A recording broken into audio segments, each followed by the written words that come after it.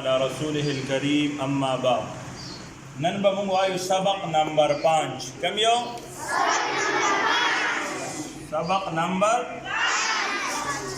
حروف لین سبق وایو حروف لین حروف لین څه ته وایي ګوره ورته چې واو ساکن وي او مخکې ته زبر راشي نو هغې ته څه وي واو لین څه وي ورته ګوره تاسو سره دې نه مخکې ویلي وو که نه چې کله واو ساکن او مخکې ته پیش راشي نو هغې ته به مونږ څه وي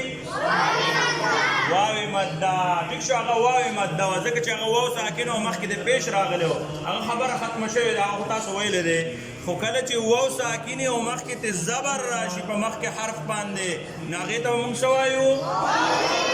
څه به ورته وایو واو لین څه به ورته وایو چې واو ساکن وي او مخکې ته زبر راشي هغې ته مونږ څه وایو واویلین او چې کله یا ساکن وي او مخکې ته زبر راشي نو دې ته مونږ یایلین وایو څه به ورته وایو یایلین ګوره په دې کې بلکل هغه بلکې تاسو ویلو چې کله یا ساکن وي او مخکې ته زیر راشي نو هغه څه هغه یای مده او دلته کې یا ساکن دی خو مخکې ته زبر راغلی نه دې ته مونږ څه وایو یایلین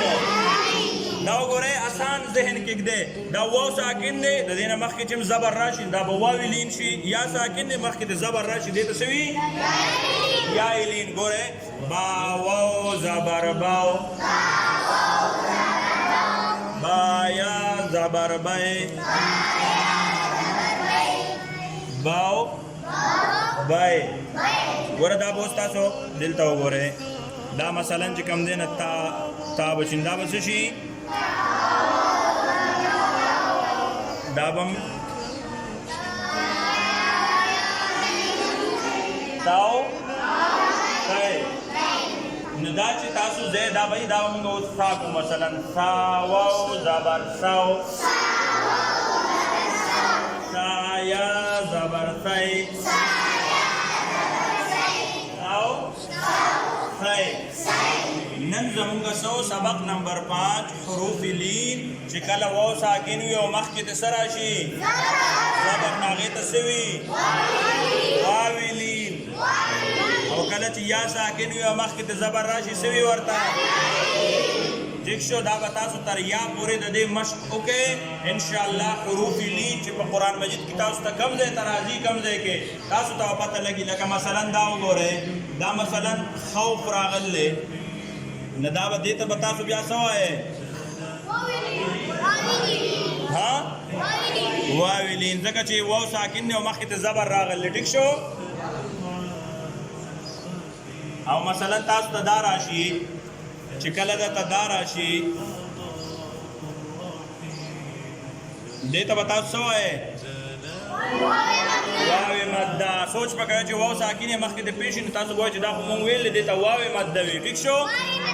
خو چې واو ساکن یې مخکې ته کله زبر راشي نو هغې ته څه وي او چې یا ساکن وي او مخکې ته زبر راشي نو هغې ته څه وي یایلین او د دې هم ډېر شي مثالونه دي په قرآن مجید کې انشاءالله تاسو ته به راشي او تاسو به سوچ کوئ چې دا کم یعنی یایلین دے کو واویلین دے کو دا مدات کے کم دے ٹھیک شو آج ہم نے پڑھا سبق نمبر 5 سبق نمبر 5 ہے حروف لین حروف لین کتنے ہیں 2 ہے